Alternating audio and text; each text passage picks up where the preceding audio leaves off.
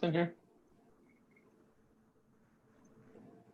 Say anything you don't want the public to hear.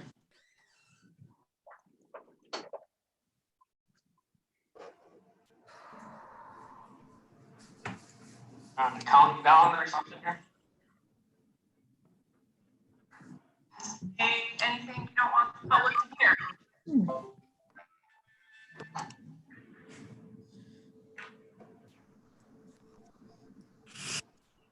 Morning, guys. Morning. Morning, Shy.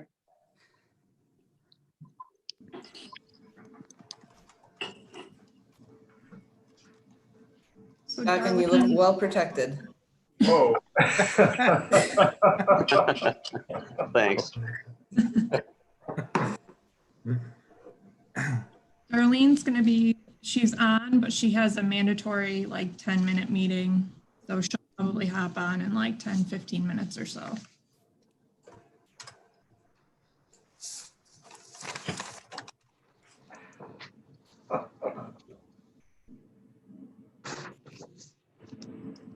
Hello.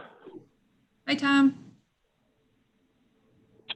I got all my numbers in. All right.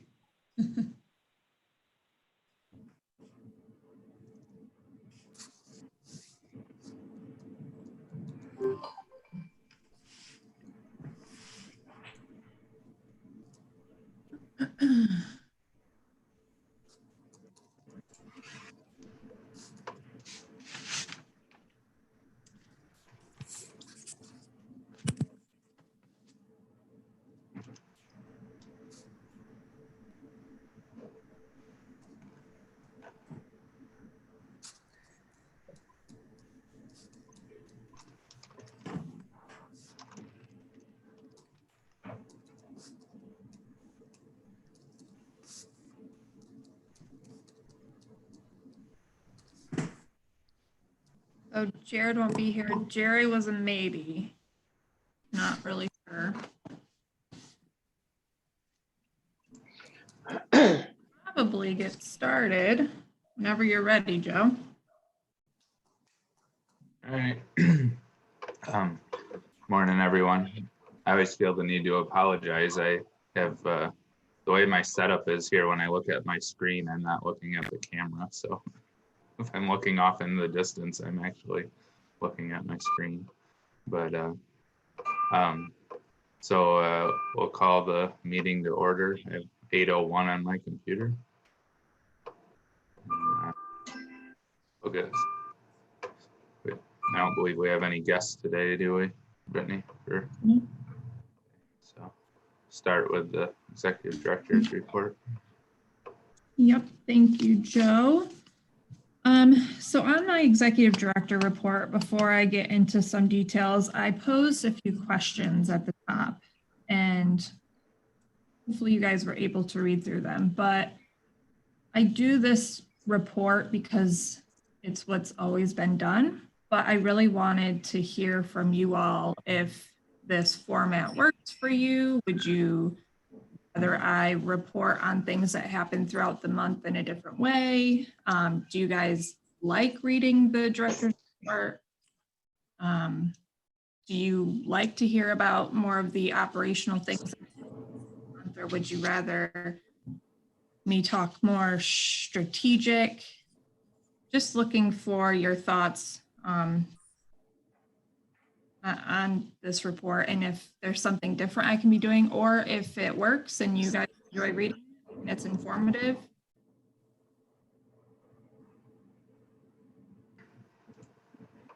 Any thoughts?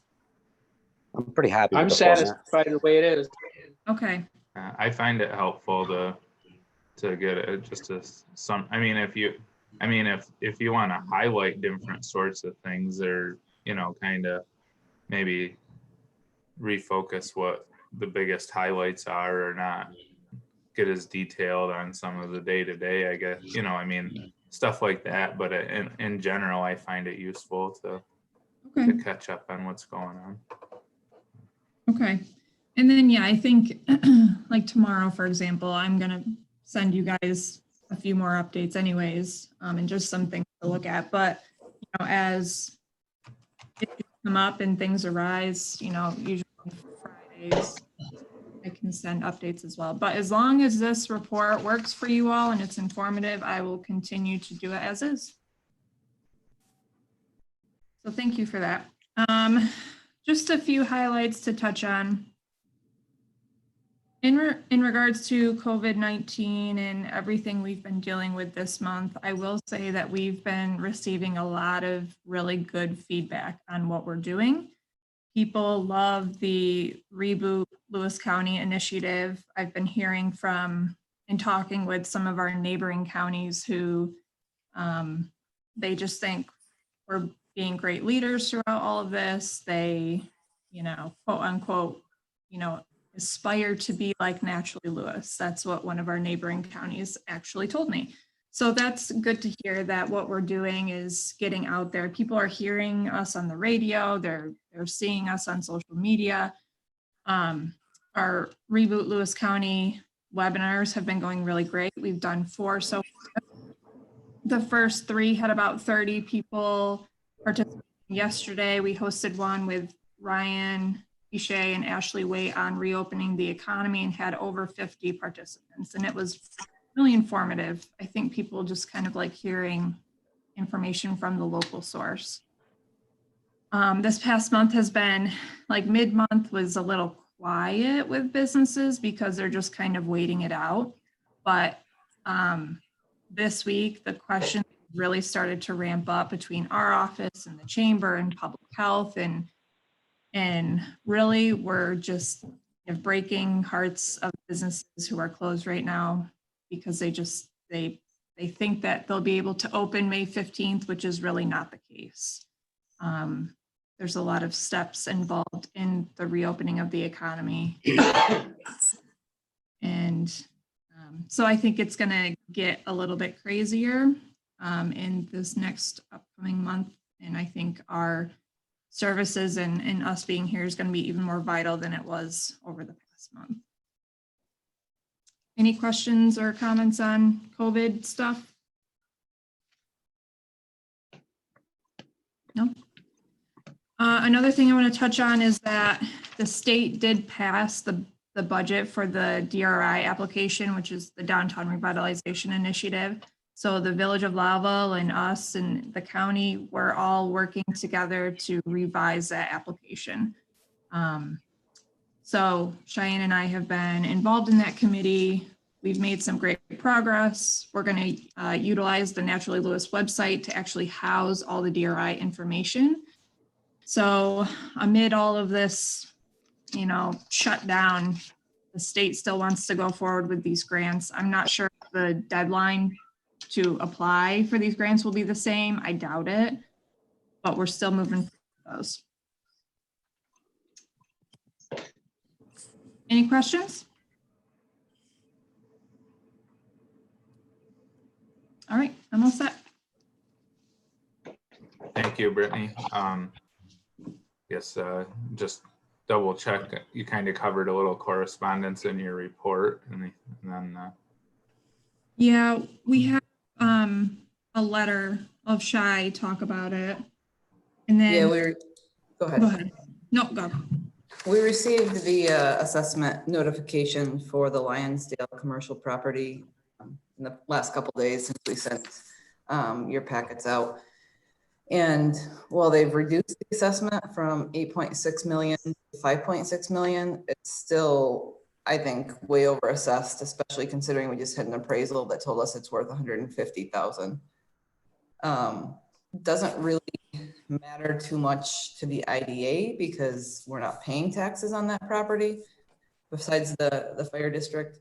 But if we go in a direction where we want to sell that property and somebody else would most likely be putting it back on the tax roll, that could become a major issue for them, the amount of tax when it's not actually, there's not actually any industrial thing happening there to legitimize that.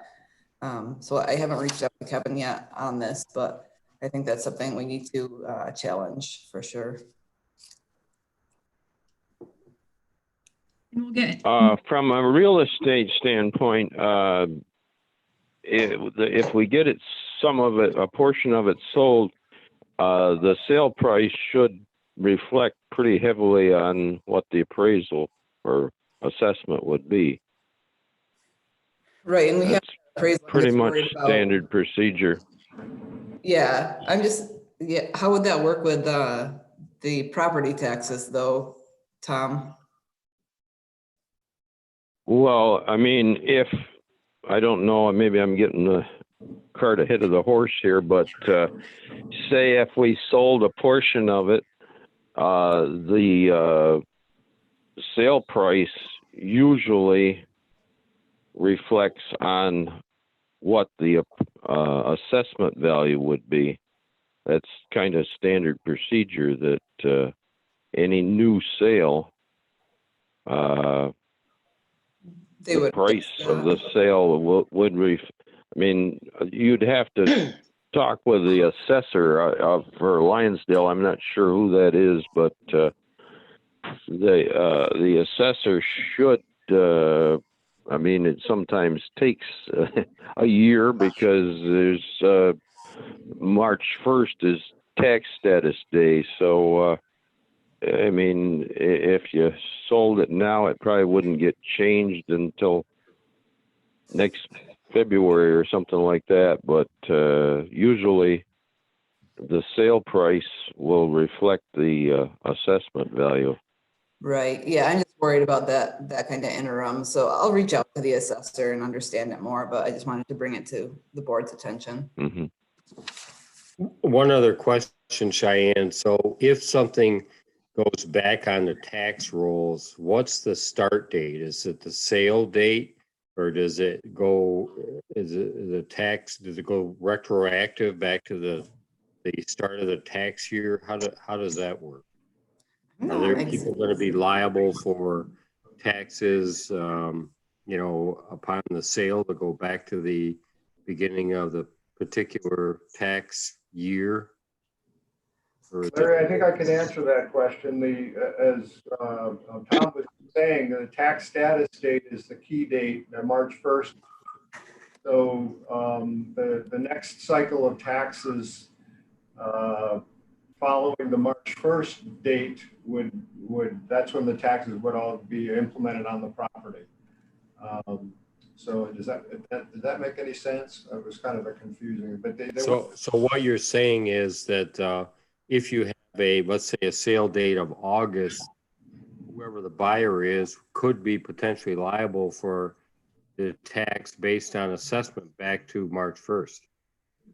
Well, if the sale took place in August, then the property is still tax exempt because as of March 1st, it was tax exempt. Okay. So Okay. they're going to get almost one cycle of free taxes. Okay, No town and county taxes. And then the property is going to go on the tax roll with whatever the assessor sets the new assessment at. I agree with Cheyenne. This is something that I think the IDA ought to be proactive with and talk to the assessor. And it's going to make the property a lot easier to market without with a $5.6 million assessment. Nobody's going to buy it simply because they're going to be paying. They know they're going to be paying huge taxes on that property. So I think working with the assessor and then actually probably going to grievance day possibly to challenge the assessment would make sense. And grievance days have been pushed back. So we might still have time to get in this year. yeah, it's May 28th, so we've got time. Okay. Thanks, guys. Joe, do you want to bring up your call from Jared? I figured we'd wait Oh, okay. if that's okay. So, That's fine. all right. So, thank you for that. And yeah, I think it definitely sounds like something we should be proactive on. Because since we're not quite, sure where we're going with the property. All right. So, the end of last week, Cheyenne sent out packet from last month with the meeting minutes and financials. Did everyone get a chance to look at the meeting minutes from April 2nd? I have. Yes. Do we have any questions or comments? Motion to approve. I'll move it. Ron, second. I'll second. I'll- Darlene, any discussion? All in favor? All right. All right. Aye. Thank you. Okay, and the notes from the governance and finance committees were also sent out. Were there any questions on those?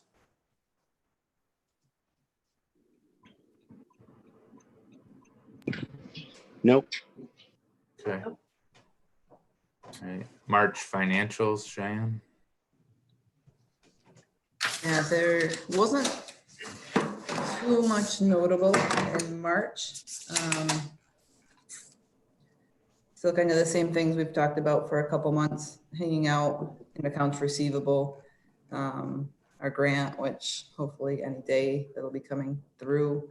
Some pilots were filtering through there as well.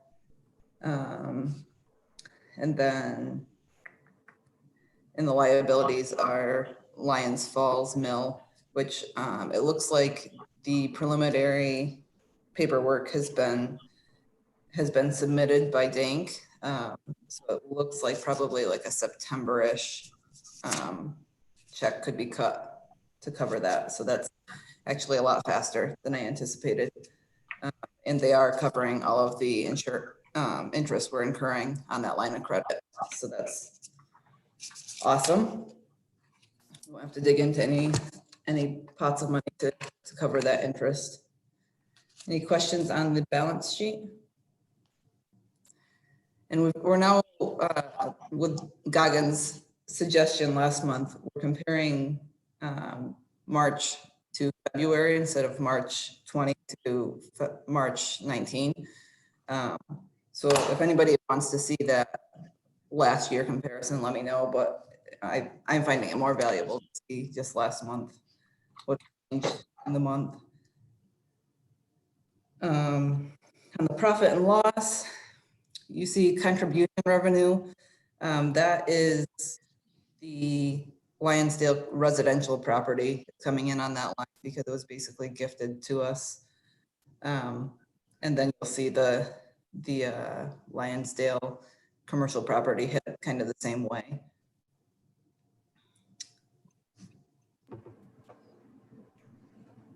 And really no huge notables on that. It's been pretty quiet on the financial side, nothing big, just making sure we're getting all of our property transactions kind of squared away.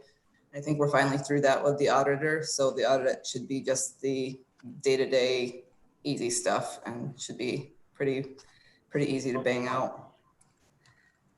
Anybody have questions on financials? We've certainly had a busy year in property transactions. Yeah. Well, thank you for that. And do we have a motion to approve? Sure. Dragon, second. I'll second it. Tom, any discussion? All in favor? All right. All right.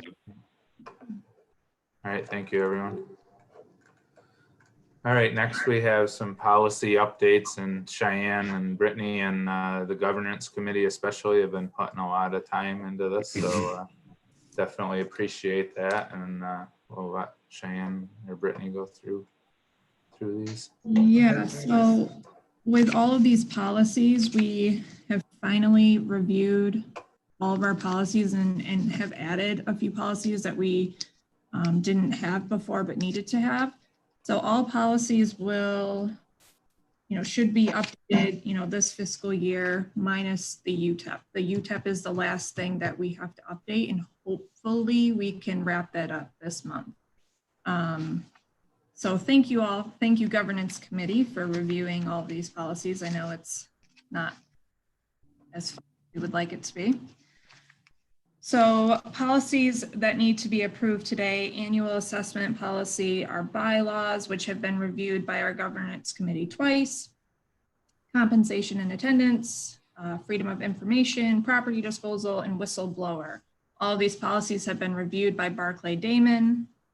Some had minor changes. Bylaws had a few changes, but nothing major. So just looking for approval of all of those policies. So should we do that one at a time, or how do we need to do that? Kevin, should we approve these policies one at a time, or can we lump them all together? You can lump them all together unless somebody has an independent question about them. So Does anyone have any questions on these policies? Okay, I think we can All right. approve all of them. So as there's listed here, we have what, six of them listed here, outlined on the agenda. Would we have a motion to approve the updated policies? I'll make a motion. Ron, I'll second that. Darlene, second. Any discussion? All in favor? Aye. Aye. All right, thank you. Okay, so now we're on to, we've been talking about the, at least the temporary outsourcing of some services related to bookkeeping and payroll, and with Cheyenne's excitement coming up here in not too distant future. Want to provide an update on what we found out? Yep. So one of the things that I tasked Cheyenne to do in the beginning of the year is to look at some of the administrative duties that she takes on, and if we could outsource some of those. And this is obviously a plan for maternity leave. So at least for 4 months, we're looking to outsource bookkeeping, invoicing, and payroll to Cronizer Lawrence. And then after the 4 months, if this is something that we really like and we find it beneficial to our organization to continue with this service, then we will look to approve that on a full-time basis.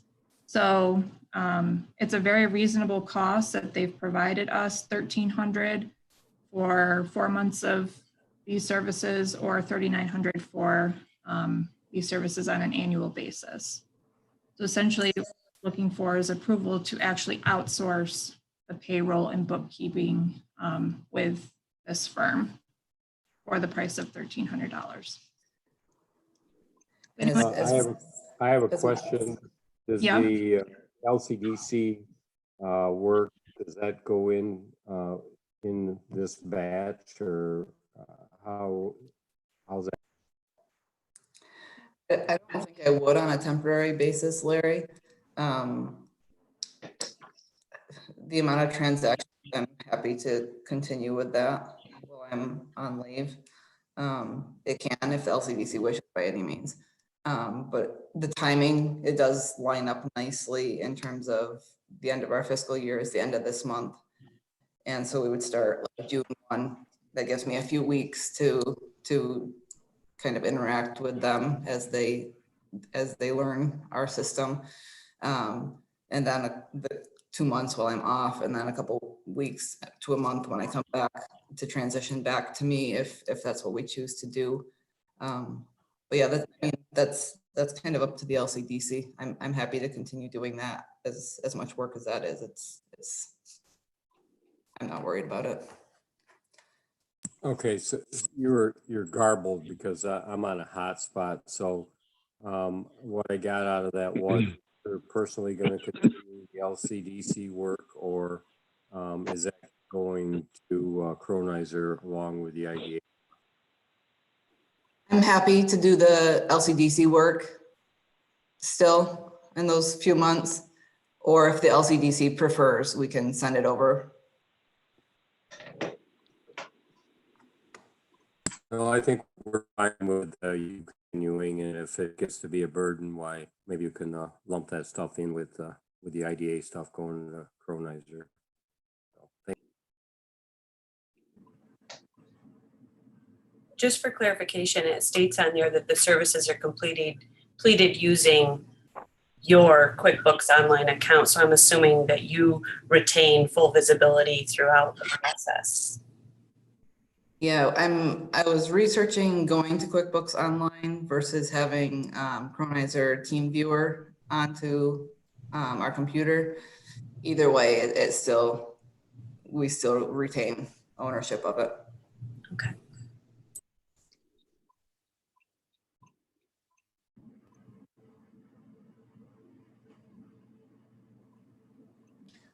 All right, so do we, are there any other questions? If not, then would we have a motion to approve this, outsourcing this for initially for the 4-month period, to see how it goes, and then we'll probably revisit it after that. But for now, if we could approve 4 months starting June 1. I'll make a motion. Darlene, second. I'll second. Ron, all in favor? Aye.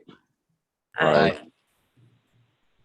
Sorry, I forgot the discussion part. But I think we had the discussion, so. All right, thank you. So the last thing under items for approval is related to the funding for the initiative around the economic recovery. Yep, and I'm going to share my screen. This past month during Finance Committee, we talked about allocating up to $50,000 for COVID response from our Economic Development Reserve funding that originally came from the county. I did speak with Ryan and Larry, and I think Dick Chartrand was in the room as well, about if the county approved the use of these funds in this way. I did receive a letter from Ryan and the county stating that we can use funds however we want. So in finance, we decided that, or we are recommending that up to $50,000 of the reserve funds be used in response to COVID. And I did a general breakdown of what the funds could potentially be used for. We'll go into the website proposal from Coughlin, but allocating about $15,000 to that platform over the course of 2 years.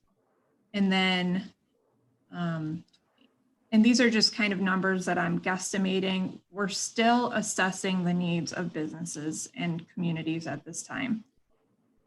There's a lot of talk about, potential technical support programming, and not just here in Lewis County, but on a regional basis. There's lots of talks of what types of programs can be implemented to help our businesses stay sustainable in the future. We talked about, is there a way we can, purchase hand sanitizer as a promotional item, to hand out to businesses. And then, that leaves us about 10,000 of, not really sure what it will be used for. So I want to reiterate that we could use up to 50,000, or we might not use up to 50,000. It really just depends on what the needs of the community are. And like I said, we're still assessing those needs at this time. We did receive results from JCC did a survey with about 400 businesses in the Tri-County region. that helped me to kind of understand, where businesses are at this time and what their needs are.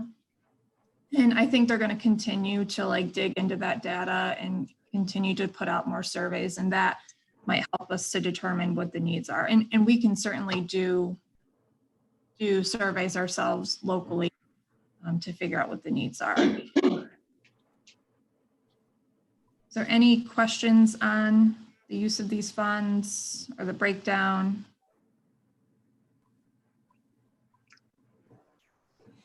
I think, to me, these are good starting points based on what, our abilities are and what we see today. I think having some flexibility is a good thing because it is a ever evolving situation. Right. I mean, I talked to a business recently that said they've been, business has actually been really good, but they're actually more concerned about running out of inventory for their particular business and not being able to get anything it come June and July because some of their suppliers are shut down.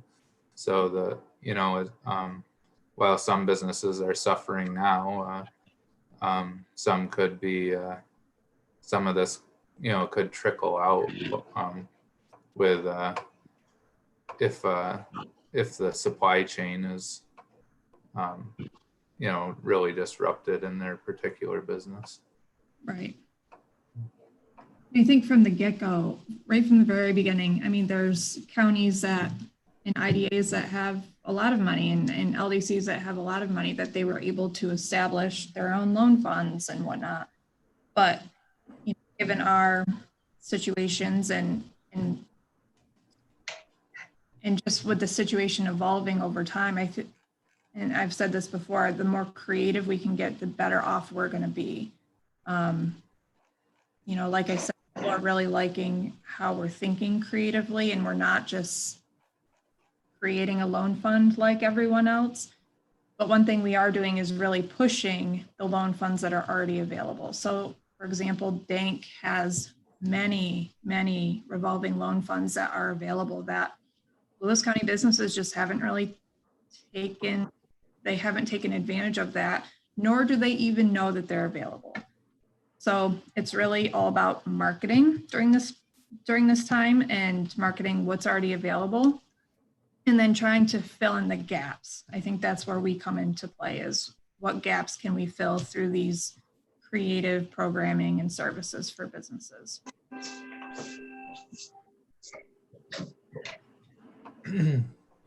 Any other questions or ideas around this? I know you mentioned you were going to go into a little bit more about the website platform. I did have a little bit of a question about that. I'm very supportive of the breakdown and the way that you've got it, targeted at this point, because it looks like it is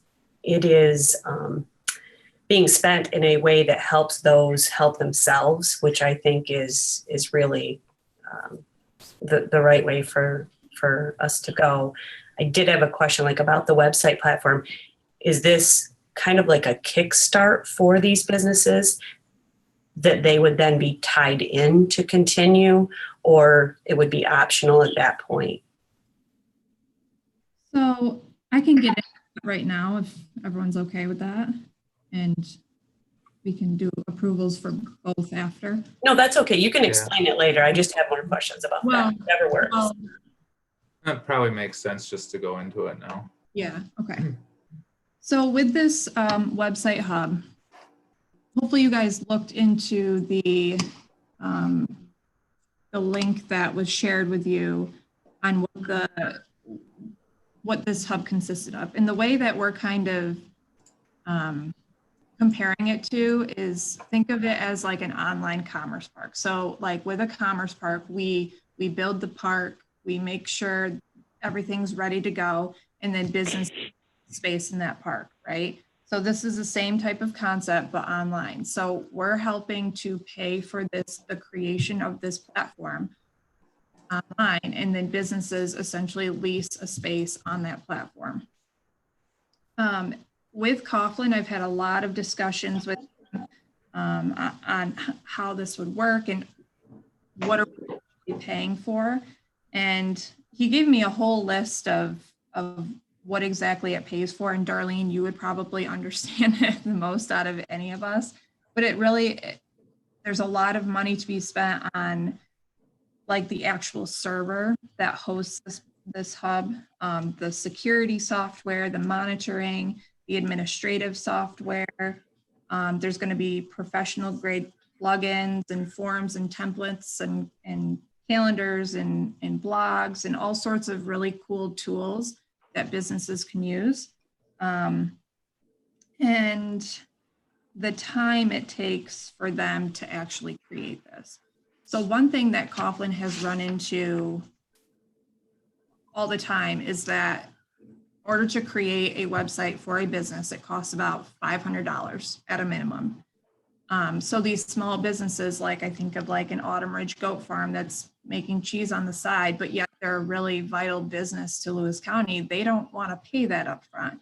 So I had them look back in their records, and if this platform were to be created, a few years ago, they probably could have nailed down 24 more businesses because the platform and this type of website is much more inexpensive than a regular website. So the creation of this platform is going to take about 30 days. And then they want about a month to test. So what it would include is we would pay about the nine grand, this year. We'd probably start off with just a down payment to get them started. It includes a free website for 20 businesses a year. And that's their goal, is to get 20 businesses signed up this year. As far as a contract, I'm not sure if a 3-year contract will be signed, but how it'll work is the first year it'll be free, and then it'll be a gradual increase so that by year 3, this program is self-sustaining for Coughlin. It's a self-sustaining program. Hopefully by then they've been able to sign on many Lewis County businesses and been able to expand into other counties. Sorry. So with this platform, there will be like a normal landing page for the NNY Hub platform where you can see a directory of all the businesses that are listed on this platform. But if someone were to Google Jake's Electrical Service or electrical contractors in Lewis County, the SEO would allow these individual pages to show up on top of the Google search. So it's not the full platform that will show up in the Google search, it'll still be those individual business pages. And the great thing about it is that when you look at our Naturally Lewis website, it's a beautiful website. Coughlin just redid the Adirondack Tug Hill website. That's exactly what the websites are going to look like. It's just going to cost way less for the businesses. And then in year 3, when they're paying full price, it's $35 a month. And that includes the hosting, the full website, the support. That's still less than what it would cost a business to get a regular website as it is now. So like I said, this is a problem that Coughlin's had. We're actually helping them to create a solution for this problem. And one little tidbit of data I took from the JCC survey, out of the 400 businesses that responded, 30% said that they need website help or website development help. So that's about 120 businesses that are saying, yes, I need a website, I need help. So I think this will solve a lot of issues, and it's going to help with just getting businesses online, because that's clearly an opportunity that's coming out of COVID. Any questions on that? The concept sounds really good. Is there flexibility for businesses with established websites to still be part of that hub, or is that not possible? Like they could just, jump off to their page, or is that not something Coughlin's okay with? Yeah, they do that. I mean, they often take businesses with websites with other, trying to remember all these web development terms on these different platforms. Say they've developed a site with Square and, you know, been able to just take all of the data from that platform into. Right, but what I'm saying is, like, say I'm a business that's very happy with my website and I'm happy maintaining it myself. There's still room for me to be part of this e-commerce hub that Coughlin is creating, in just a sense that they're going to link off to their site. That might be something. I wouldn't want to exclude any businesses that have got existing websites that are working for them. Yeah, that's a good thought. So if on the directory itself. Yes, just the directory portion. Could they allow for that indexing of those sites that people still want to be part of this, but actually have their own that they want to maintain? Yeah, and that's a good point, because maybe this, again, turns into another directory of businesses. Right. I'll talk with Mike about that. Just for the record, I'd be interested in participating in that way also. All right. And I'm trying to think, I have at least one, I think two, I already have two small businesses that I've talked to about this, and they said, yep, I'm in. So this is something that really has never been done before. So it's going to take some trial and error and what it and how it works. But I think if we can be the pilot and the guinea pig for it, it's a good thing.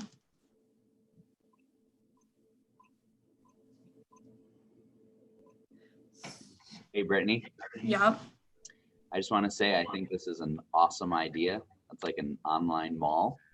You know, you can go and get products from, you know, get your Krogan bologna and your cheese curd and, you know, whatever else you want. I think it's really, really cool idea. And I think $35 a month for businesses, I mean, they basically have to make, you know, 5 to 10 sales in order to justify their, you know, I would think that if we promoted this, you could get, you know, that's very reasonable price. So I think it's a great idea. And Coughlin's been really great to work with. They're super professional, really innovative and creative. And I have always been super happy with what they've done with our website.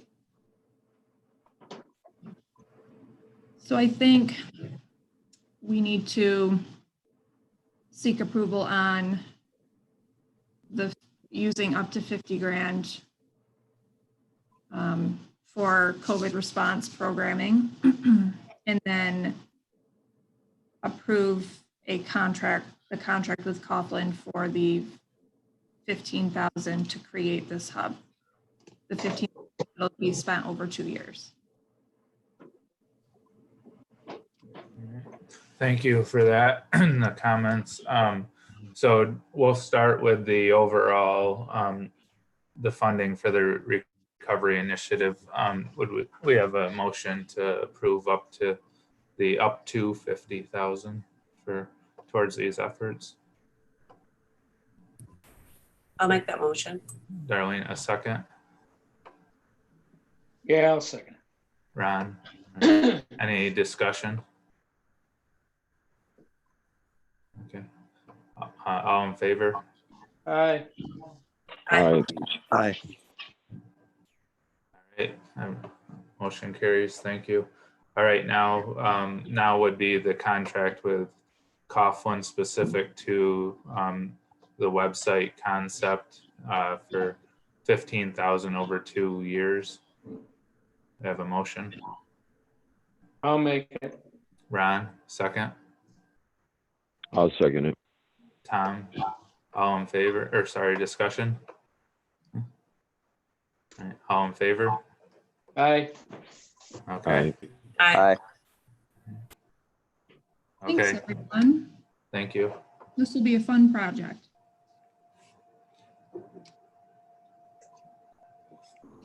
All right, so that gets us through the items on the agenda that required approval. And so now we have a few discussion points. And we're doing pretty good on time. So, the first would be the Wyonsdale property.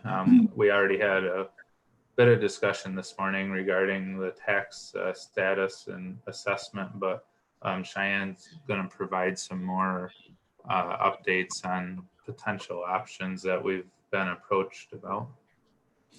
Yeah, so if we had any concern about having to sit on this property for a long time, it's quickly being diminished. We've had a ton of interest in the property for various things. Very early on, we had a local business local to the Port Leyden area who's been in contact with us before about having trouble getting the amount of power they need for an expansion they want to accomplish. And so they very early on told us they were interested in this property.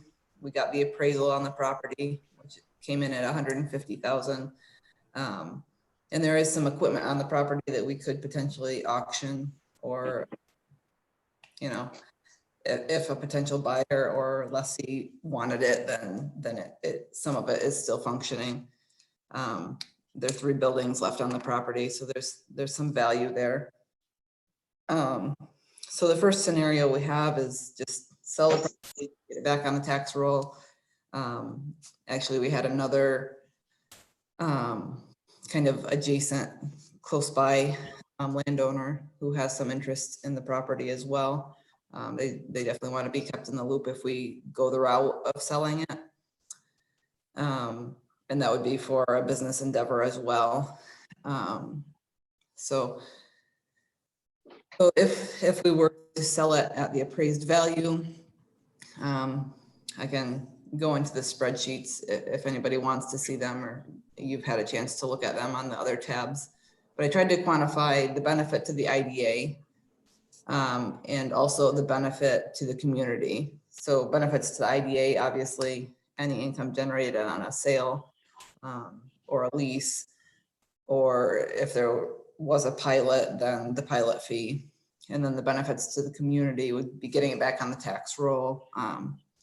The first business expansion I was referring to would have some jobs associated with it. So it gets it back on the tax roll, gets some jobs in an area that needs them.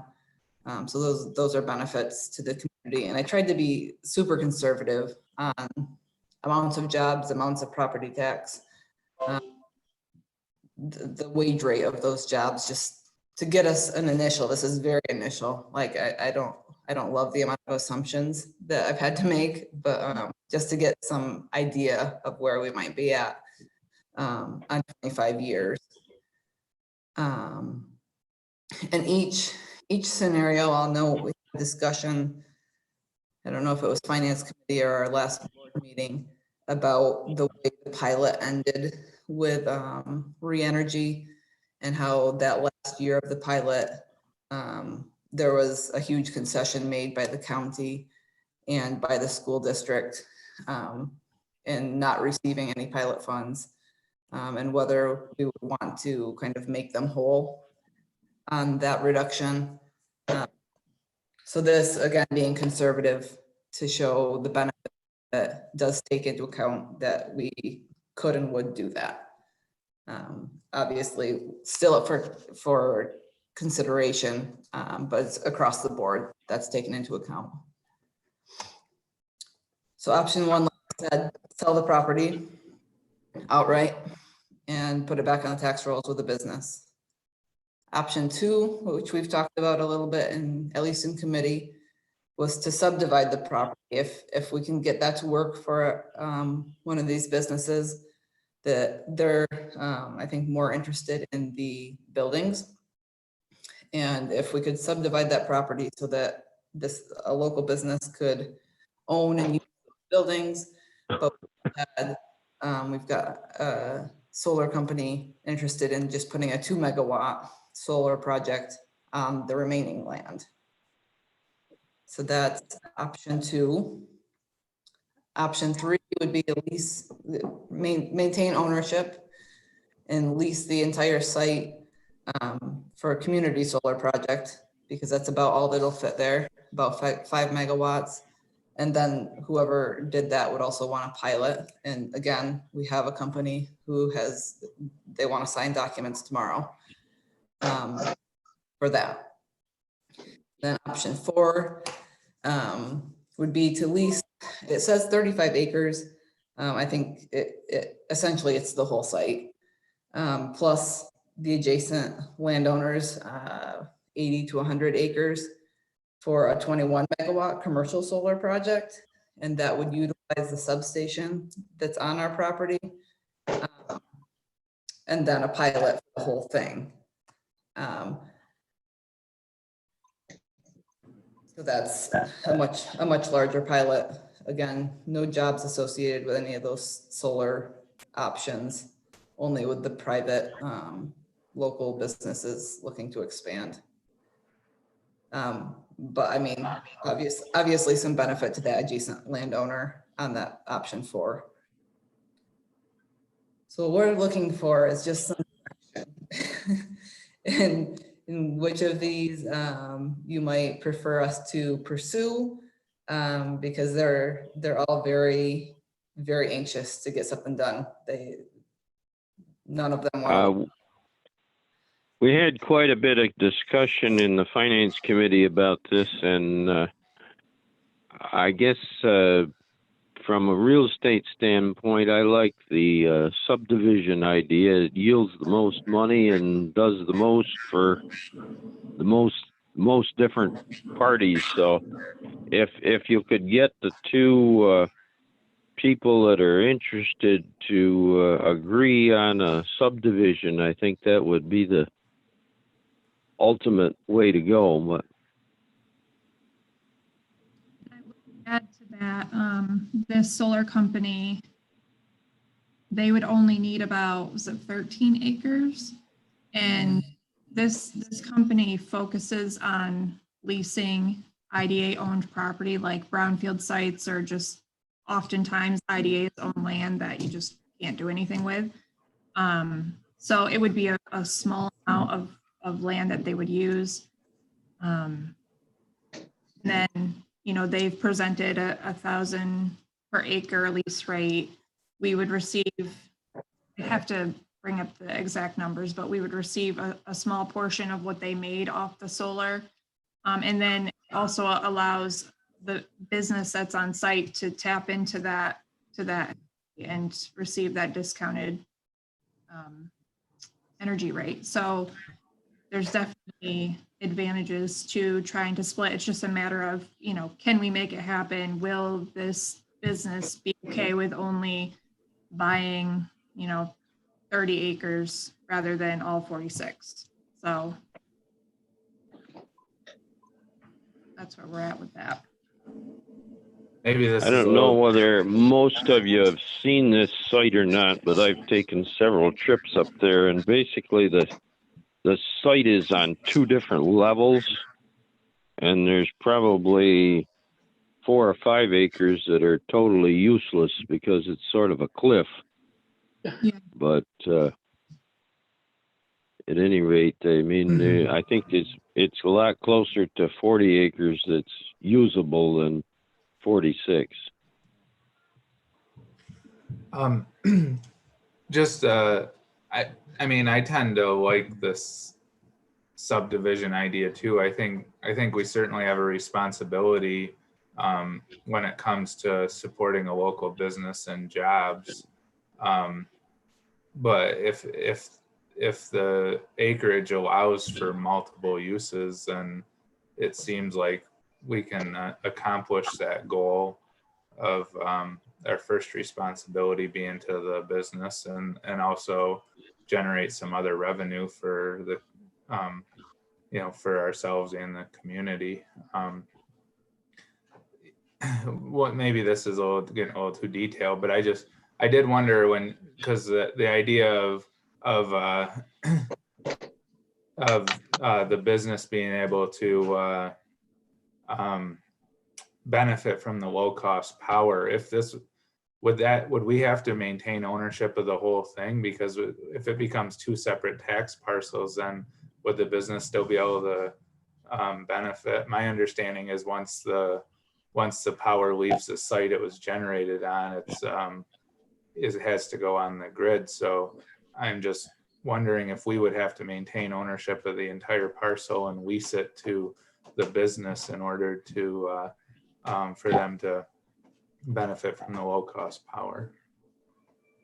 I would have to ask the company that more specifically, like how exactly that works. Like with the Denmark project, obviously you have to, I mean, you sign up through the company as a resident or a business owner to receive those tax credits. Right. But does it work in that sense, or is it kind of a direct power? Yeah. Right. Well, right. Those are two totally different things, because Right. the community solar is just a potential for anyone to sign up to be part of it, and the direct part, I mean, farms deal with this. So if a farm puts a manure digester on site, they can only use that power on that tax parcel or parcels they own. They can't sell it to a neighbor.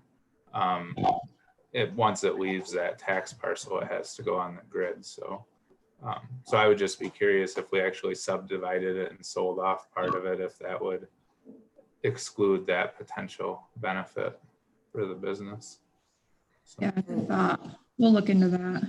Yeah, and a couple other notes. Either of the options, option 3 or 4, would be looking to demolish the buildings on the site. So that's a consideration. Option 4 actually is looking for like a 40 or 45-year lease. Option 3 is more in the 20 to 25 range. But just something to consider. Those buildings aren't wonderful, but they do have some value, and those leases would require those to be demolished. But also any of the smaller solar projects would have to establish their own interconnect, or would utilize the substation. And option 4, I'm told, could possibly happen with the entire solar array on the adjacent landowner's property, and they could potentially just lease the substation from us, which could be, I mean, that could result in a combination of option 2 and option 4, because option 2 is not going to need our substation. So that could be a huge win.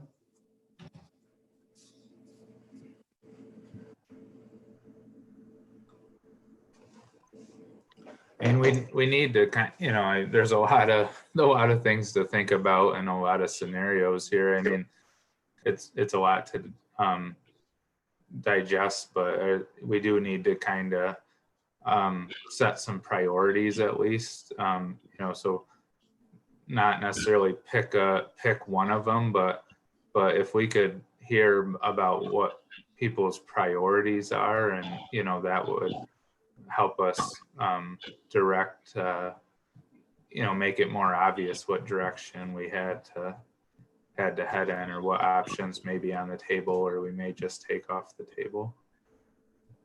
Yeah, I think we should go forward with some more negotiation between the two companies that are most interested, and see if we can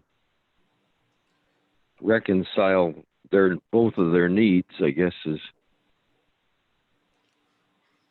And then I guess if both, say the private business said, no, I don't want to subdivide, I want the whole property. So that leaves option 2 kind of off the table. Which direction would you all prefer? In my mind, we are the Economic Development Agency. We do need to keep in mind you know, a local business that's looking to expand their operations, add some jobs, put property back on the tax roll, invest money in machinery and upgrades to the buildings. To me, that's a great story. I think if we have businesses that are interested and we go and put solar on this property because it's a revenue source for us, I don't think that's good PR.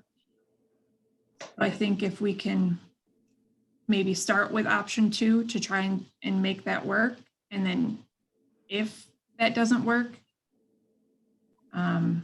you know, try to go back to selling the whole piece of land to a private company. That's kind of where my head is at. I mean, I'll echo that. I already kind of made that point, but Brittany made it better.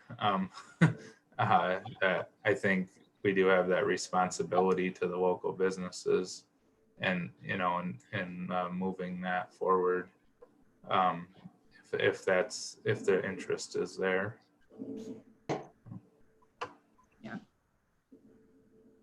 I also feel like the last scenario that Cheyenne shared almost seemed like it was number 5, that one where we could do both. I like that as being first choice, actually. Right. Well, right, and that includes yet another landowner, another entity in the negotiations. But yeah, I mean, I think either two, or whether you call it a modified 4 or 5, get at the same goal. It would just be a matter of the scale of the solar project and bringing in another landowner, another party into the whole negotiation, right? So, but. That's a great I guess point. I think that should be the first choice, and then if it doesn't work out, why, you could always go back to the single business. So. Okay. Goggin, Ron, any other?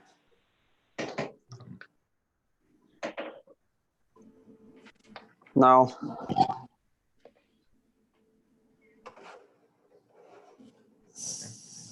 So we'll move forward with pursuing option 2 to start. We'll start those conversations.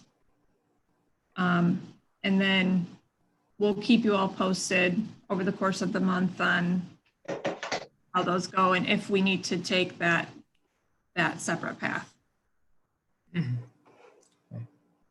Does that sound good? Sounds good to me. All right, Yep. perfect. Yeah. Thank you, everyone. All right, so moving on to an update on our strategic planning initiatives. Yep, let me share my screen again here.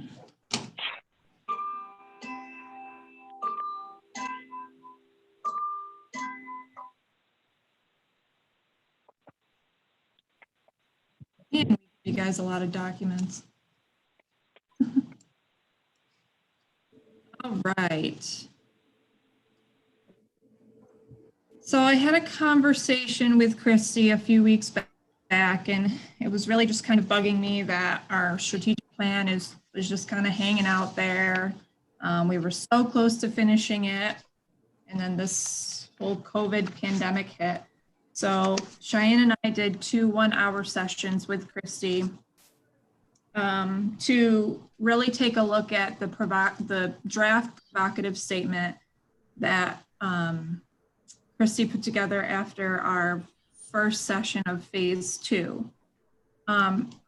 This statement is still in draft form. Our plan was to create the short-term priorities from now until September, and then we would get back together, hopefully in September, to kind of talk about, you know, how these short-term strategies have been working and what are some things that we need to do to actually finish this strategic plan with our board.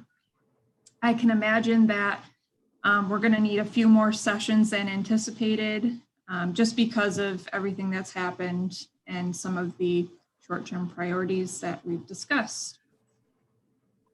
So we took a good hard look at the draft provocative statement. We revised it a little bit, changed some of the wording, and these were some of the focal points that Cheyenne and myself and Christy, kind of dragged out of the statement on what we're going to focus on from now until September.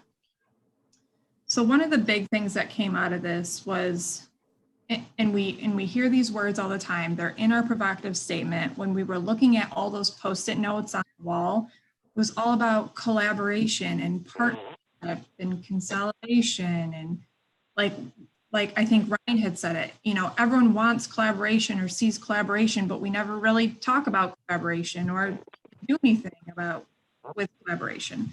So the idea of the Naturally Lewis Business Alliance came out of this, and this is not a new conversation come up.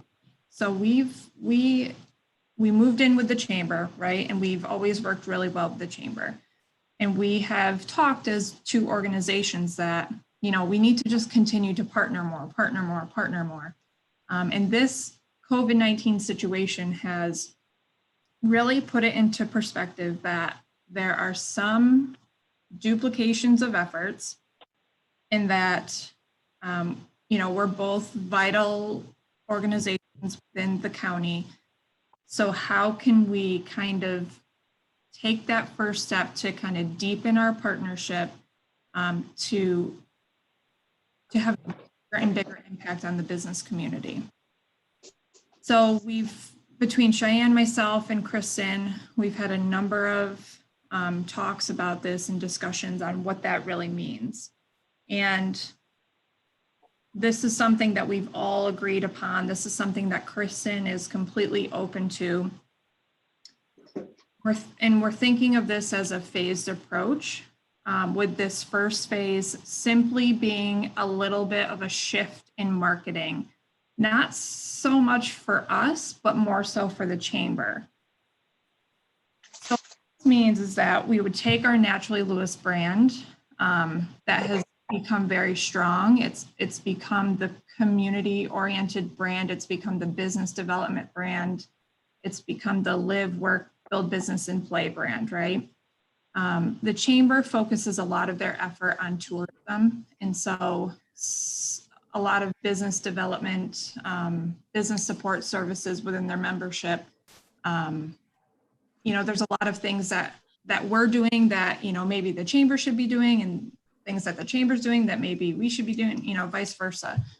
So what we want to attempt to do is take our Naturally Lewis brand, and from the outside looking in, all of our events, information, education, networking, resources would come from the Naturally Lewis Business Alliance. We would still be our separate entities. We would still have our IDA separate finances, chamber separate finances, the same staffing structure. This phase one, it's just simply more coordination, more collaboration. On Monday mornings when Shai and I have our staff chats, we're bringing in the chamber, and we're seeking just more clarity. And all right, chamber, what are you working on this week, this month? IDA, what are you working on this week, this month? Chamber still plans their same events. We still plan our same events. But again, it's all coming from this Business Alliance brand. So there's still a lot of questions to be, like, how do we shift and do this effectively? I know there's been questions of, if Kristen, Shai, and I were to all leave tomorrow, how would this vision continue into the future? So those are all things that we need to work towards. But with this first phase, just because it's simply a shift in how the businesses see our organizations from the outside looking in, if this turns out to be a huge, complete failure, we haven't merged anything too much. Our finances are still separate. We just kind of go back to the drawing board. So is there any thoughts or comments or questions about that? I know that I've talked to Joe and Tom and Darlene about this in the past few weeks. I just wanted to get your thoughts on just kind of deepening the partnership between us and the chamber. To me, the line in the sand is the finances. I think that they need to stay separate, but working together is a good idea. But I think we need to keep our finances totally separate. Our finances will always have to be separate. There's so much regulation with the IDA, so the IDA finances will always have to be separate. So again, this first phase is just a coordination between all of us staff. Who's doing what are we presenting to the community? And in turn, I feel like, you know, instead of it being the chamber business after hours and Naturally Lewis Business Leaders Breakfast, it's all coming from the Naturally Lewis Business Alliance. Same with their membership. Members of the chamber will essentially be members of the Business Alliance. And I feel that that's only going to increase the people that attend events. Members will see that it's not just the membership benefits of the chamber, it's also what can economic development and the IDA provide as well. I It agree seems with to that. it seems to me like the more people you got collaborating together with a common idea can't be a bad thing. Yeah. Absolutely. And I think, I mean, I agree with the idea that it's difficult for me, and I'm only a few months in, but certainly have a deeper understanding of the different entities. For anybody who is not directly involved, I think it just stands to provide, you know, that branding of everything is one stop type thing. And I like that. I think it's beneficial for our residents and our businesses. Well, and you know, it is, you know, co-locating has been one step towards that, but you know, back to the duplicating of resources and of staff is that's, you know, to me, that's a big part of it. Is we don't need to merge our funding in any way to just look at, you know, as Tina would always say, having the right people on the bus in the right seats. Right, because now if we look at that across the organizations, just as we talked about this past winter in terms of, you know, shared administrative assistance between the two organizations, if we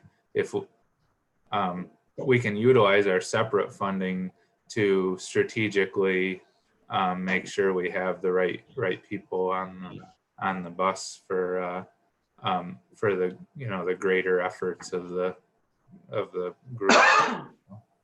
One suggestion I might have is, because this is a new venture, somehow documenting or journaling, you know, how things are coming together in terms of the partnership would be beneficial for us as a board to understand the partnership. And it would be beneficial if anything happened, like Brittany referenced, you know, what if one of those pieces of the puzzle are no longer with that organization, how can it sustain itself? And I think having some documentation or journaling of how things come about will help in that. Kind of got a clean slate to start with. Yep. And this is, you know, this is something we all agree has been a natural progression. You know, it's just naturally, it's just kind of evolved. And in this situation, just totally like hit it home for us that like, yes, this is absolutely what we need to do. It's not about us taking over the chamber. It's not about it at all. It's just, you know, we look at it as what's going to be the greatest benefit for the businesses. And honestly, when the business community is having to consolidate and streamline and refocus their operations, we need to do the same. So this is a good step in the right direction, I feel. So as far as that goes, you know, we'll continue to move forward with this concept, and we will make sure we document and, keep notes on how all of this is going to work. There might have to be some sort of agreement in place between the two organizations, just clarifying roles and what this partnership is. But again, as far as funding goes, it's still separate. This is just kind of a up in the air umbrella, and it's evolving. I appreciate your support on that. I'm really excited to work further with the chamber and continue to have a good impact on the community. And just going through the other strategic priorities that we decided to focus on, obviously connecting businesses to resources. So really great marketing, the COVID response funding. These are all things that are going to help. Naturally, Lewis Business Alliance, that falls into that, so that all the information that businesses need to know is coming from one source. We feel the opportunity to really focus on promoting local. I mean, the local foods movement is exploding right now. So what can we do to assist that and move that along and make it stronger? Focus on promoting our good quality of life. I think all across the North Country region, we're all thinking about, all the counties are thinking about, oh, there could be an opportunity for families living in cities to say, I'm out, I'm going to move up north. Or even, people who are graduating from college who had great aspirations to move to the city. Is that whole mindset going to change from this situation? So really focusing on the quality of life that we have here, and do we have an opportunity to attract residents and remote workers here? And then lastly, this is more Cheyenne's expertise, but to really focus on our funding. Where is our funding coming from? Where's it coming in? How is it going out? We want to be more clear as an organization where the funding is coming from. Cheyenne and I are having sessions before she leaves so that I can get familiar with all of the accounts that we have within the organization. But for example, our CDBG program, that's $30,000 of program administration that we are going to pocket from that program. That's helping to pay someone's salary. The Center for Businesses in Transition program, we'll be getting about, around $4 or $5 grand this year, just for being a liaison for that program. So just really keeping track of how the money is coming in, where is it coming from, and then where is it being spent, or how can we spend it?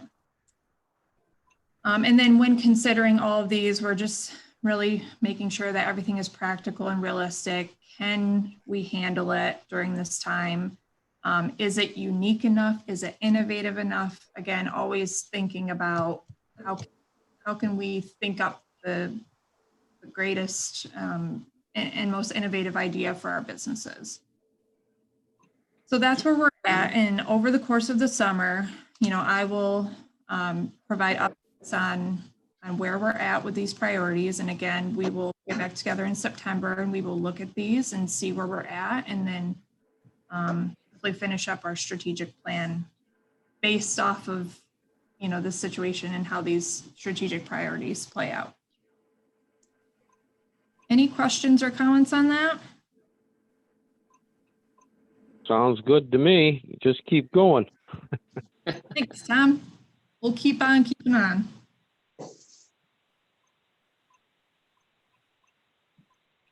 All right.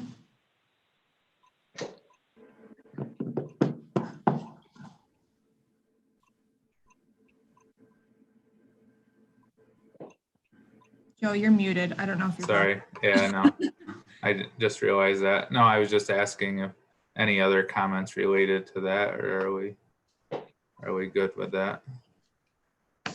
I'm good with it. I'm good. Okay. So the last thing was just, we are coming up at the end of our fiscal year. As is noted in the agenda, June's board meeting will actually be our annual meeting. which Brittany was going to look into attendance requirements for that, to try to get the entire board in attendance. We may need to consider the time change, which we can do as long as we have it enough ahead of time to make the to announce it publicly. But you know, if there's any concerns with that June 4th, the morning of June 4th as our regular Thursday morning meeting, you know, please think about that and look in your calendar, and we'll reach out to the other members as well in terms of trying to get full attendance for that.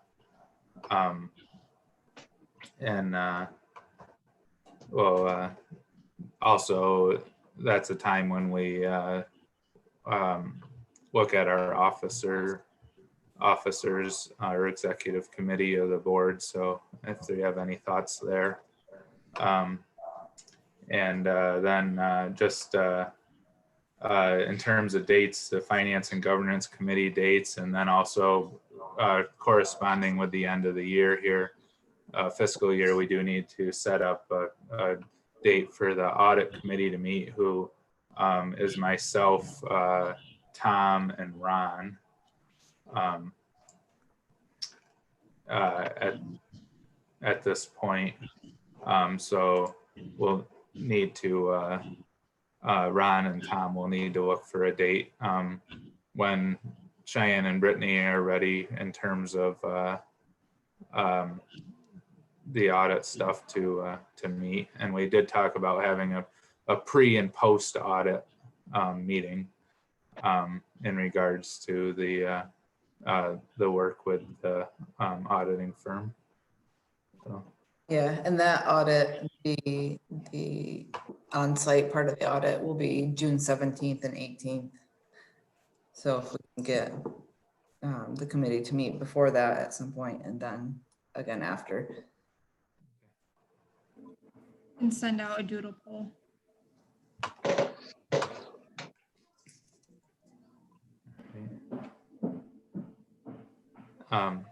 Anything else? All right, do we have a motion to adjourn? Yeah, I'll make it. Ron, second. Second. Tom, all in favor? All right. All right. Well, meeting's adjourned. Thanks everyone for their time again, and good to see everyone, especially Goggin. Good to see that you're healthy and doing well. So. Yeah, thank you, everyone. Yeah, thanks. Thank you. All right. Take care. Stay safe, everybody. Yeah. Mhm.